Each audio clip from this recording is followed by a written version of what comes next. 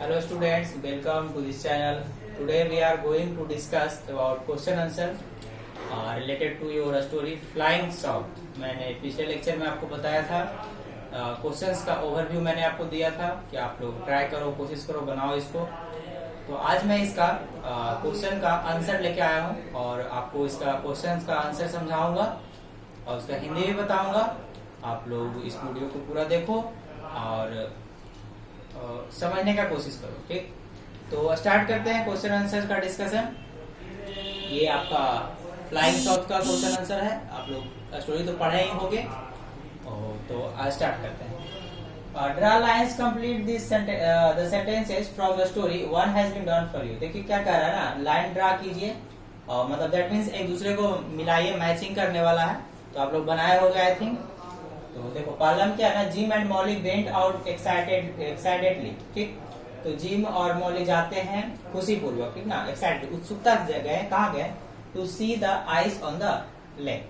तो नदी के किनारे, नदी के पास जो एक बर्फ रहता है, आइस को देखने गए थे, ठीक ना। मैंने पिछले बार भी बताया था, आप लोग बनाए होंगे। आप ही से पूछ रहा हूँ, आप लोग बनाए होंगे। देखिए सेकंड में Molly and Jim put water here some corn. तो मॉली और जिम क्या करते हैं, पानी और सब कुछ कॉर्न रखते हैं। तो इसका मैचिंग किससे करोगे? फॉर द गूज के लिए रखते हैं। आइए तीसरा नंबर में हिज विंग विल नॉट का ये शॉर्ट फॉर्म है वॉन्ट हिल दिस विंटर। तो देखो क्या कह रहा है कि थर्ड को इससे मिलाएंगे कि मैंने बताया था पिछले बार, हिज विंग विल नॉट हिल, मतलब हिल मतलब घाव को भरना, ठीक। तो इसका मैचिंग इससे करोगे। फोर्थ नंबर में सो जिम और मॉली रोट ए लेटर। तो फिर क्या करते हैं, जिम और मॉली क्या करते हैं, एक पत्र लिखा उन्होंने। तो फोर्थ का मैचिंग इससे करोगे। And last 5 the other geese in the flock, इसका मैचिंग करोगे विल टेक हिम, ठीक।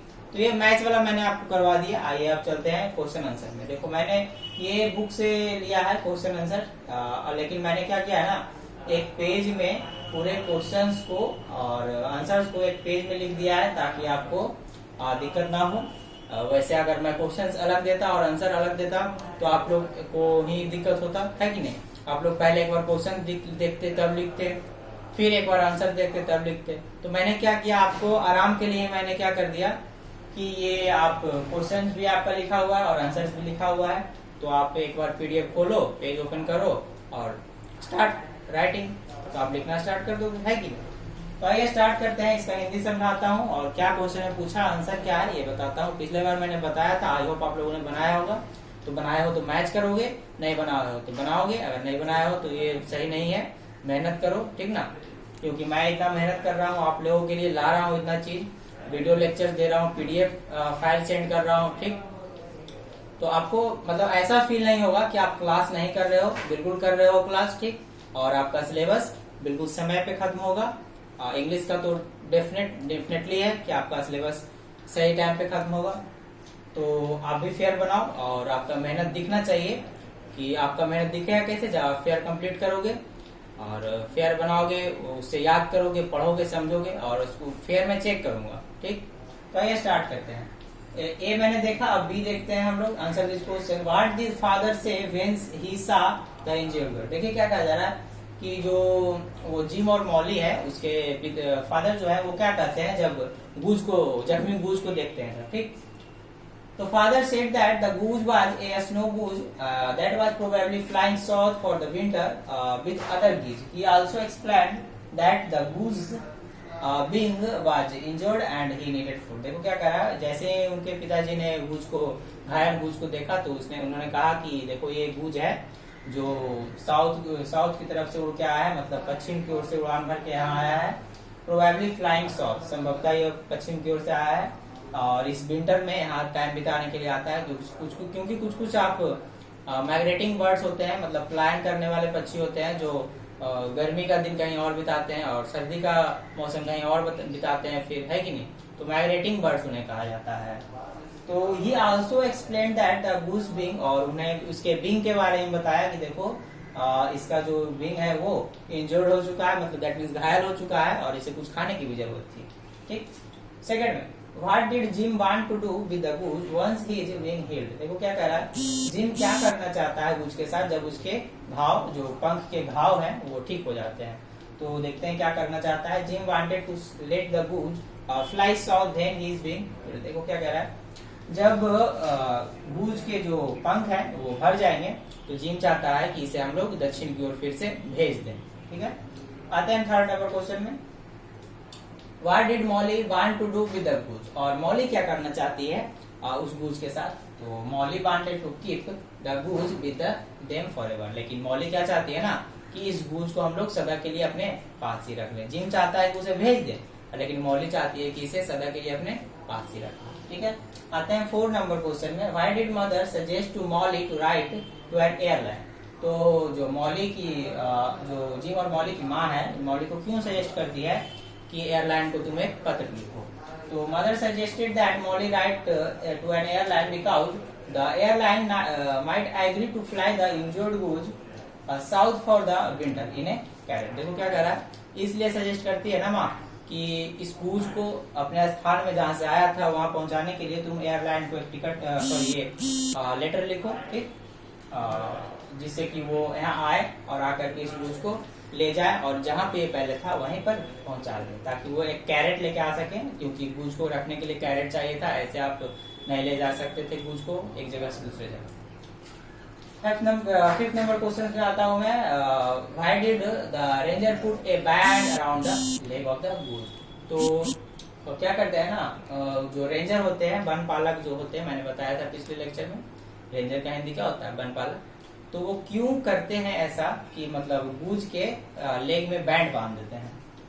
तो देखो, the ranger put a band around the leg of the goose so that gym and Molly and he would know the goose if they ever सा him again. देखो क्या कह रहा है, जब भी जिम, मॉली और वो गूज आपस में मिलते हैं दोबारा, तो फिर से पहचाना जा सके कि हाँ यह वही गूज है जो मेरे यहाँ आया था। इसलिए रेंजर ने क्या किया, उसके पैर में बैंड बांध दिया था। ठीक है, आते हैं अब हम लोग सी नंबर में। Read the lines from the story and answer the question that follow. ये लाइन्स को आप लोग पढ़ो, ठीक ना, ये लाइन्स को पढ़ना है और इसी से रिलेटेड ABC 3 क्वेश्चन आपको दिए गए हैं, इसका आंसर देना है। और ये लाइन्स आपको कहाँ से लिया गया है, आपके गूगल स्टोरी से ही लिया गया है। तो आइए देखते हैं, इसका डिस्कशन करते हैं क्या कहा गया है इसमें। A number, who does you refer to है? देखो यहाँ यू जो है रिफर है, यू किसके लिए रिफर है? तो you refers to Molly, Molly के लिए यहाँ पर रिफर है, मतलब यू का मीनिंग किससे निकल रहा है, मॉली को लिए कहा जा रहा है, क्योंकि माँ ने क्या कहा था, किसे कहा था लेटर लिखने के लिए, मॉली को ही ने कहा था। बी नंबर में देखो, why should you write to an airline? Molly should write to an airline to ask if they can help to fly the goose south for winter. देखो, why should you write to an airline, तो airline के लिए why should you write to an airline, तो airline के लिए you क्यों लिखा गया, ठीक। तो Molly should write to an airline, Molly को एयरलाइन के लिए यू लिखना चाहिए था, to ask if they can help fly the goose south for winter, इसलिए ताकि वो जो हेल्प मदद कर सके गूज को सर्दियों में वहां पहुंचाने के लिए, दैट मीन्स फ्लाइंग साउथ, पूरा दक्षिण की ओर जाने के लिए। आइए देखते हैं सी में, हु इज जिम? जिम कौन है? Gym is mollies brother. Molly का भाई कौन है? जिम है। मॉली का भाई कौन था? जिम था ना, बुक में हम लोग देखा था स्टोरी में। तो हु इज जिम? तो gym is mollies brother. Very easy answer. आते हैं अब सेकंड नंबर में। सेकंड नंबर में वही सेम चीज है, ये आपका जो ये लाइन लिया गया है, 2 लाइन है आपका, तो ये स्टेटमेंट लिया गया है आपके स्टोरी से ही, और इससे रिलेटेड ABC 3 क्वेश्चन है। आइए डिस्कस करते हैं, इसका हिंदी देखते हैं, समझते हैं। देखो सेकंड में क्या है, will the other geese be mean to him because he could not fly south with them. तो क्या कह रहा है, ये लाइन जो लिया गया है, और तो ये लाइन किसने और किससे कहा और क्यों कहा, ये देखते हैं हम लोग यहाँ पर। Who spoke these words and to whom? तो ये लाइन किससे और किसने कहा, तो Molly spoke these words to the ranger। ये जो लाइन है किससे कहता है, मॉली कहती है किससे, रेंजर से, वन बालक से। क्या कहती है, अच्छा इसका एक बार हिंदी में समझा दूं। Will the other geese be mean to him because he could not fly south winter then? Will the other geese be mean to him because he could not fly south with them? क्या इसे इस गूज को दूसरे जो और भी इसके दोस्त हैं, मतलब और बहुत सारे गीज हैं, क्या इसे अपनाएंगे, क्या अपने साथ इसे ले सकते हैं? तो अपने साथ तो ये कैसे जा सकता था, जा नहीं सकता था, उसके लिए रेंजर चाहिए इनका। आते हैं बी नंबर में, why could the goose not fly south with the other geese? The goose could not fly south with the other geese because he had hurt his wing. अब देखो ये गूज दूसरे गीज के साथ उड़ान नहीं भर सकता था। क्यों? क्योंकि इसका जो पंख था वो इंजर्ड हो चुका था। हर्ट मतलब चोट लग चुका था। ठीक, तो कैसे उड़ान भरता जब तक कि हील नहीं होता उसका भी। आइए C number, this is your last question. What was the response of the listener? The listener said that the other geese in the flock would take him the injured goose that had not been able to fly south with them. तो क्या करा? What was the response? Response क्या है? Listener का response क्या है? The listener said, listener ने कहा that the other geese in the flock, झुंड में और भी बहुत सारे गीज होते हैं। ठीक, क्योंकि देखो गूज का प्लूरल क्या है? गीज है। और फ्लो क्या क्यों आया? फ्लो क्योंकि पक्षियों के झुंड को क्या कहते हैं? फ्लोक कहते हैं। ठीक, गूज के झुंड को हम लोग क्या कर सकते हैं? फ्लोक कह सकते हैं। would take in the injured goose, ठीक, that had not been able to fly south with them. देखो वो जो गूज था जो जिसको चोट लग चुका था वो दूसरे गूज के साथ उड़ान नहीं भर सकता था। तो इसी तरह का रिस्पॉन्स मिला हमको लिसनर के द्वारा। तो ये था आपका फ्लाइंग साउथ का क्वेश्चन आंसर। आप लोग इसको क्या करोगे? फेयर कॉपी में डालोगे। फेयर कॉपी एज यूजुअल जैसे आप प्रीवियस क्लास में बनाते थे वैसे ही बनाओगे। दैट मीन्स आपको पहले वर्ड मीनिंग लिखोगे, समरी मैंने प्रोवाइड किया उसे लिखोगे, क्वेश्चन आंसर्स को लिखोगे और फेयर कॉपी बनाओ। मैं फेयर कॉपी चेक करूंगा। ठीक, आपका सिलेबस पीछे नहीं रहेगा, सही टाइम पे खत्म होगा। और किसी तरह का प्रॉब्लम है या किसी तरह का सजेशन है आप डायरेक्टली आप हमको व्हाट्सएप पे कंसल्ट करो। ठीक है, कोई दिक्कत नहीं है। और किसी भी तरह का पढ़ाई में प्रॉब्लम हो रहा है तो आप कंसल्ट कीजिए। ठीक, और ग्रुप एडमिन से भी आप कंसल्ट कर सकते हैं।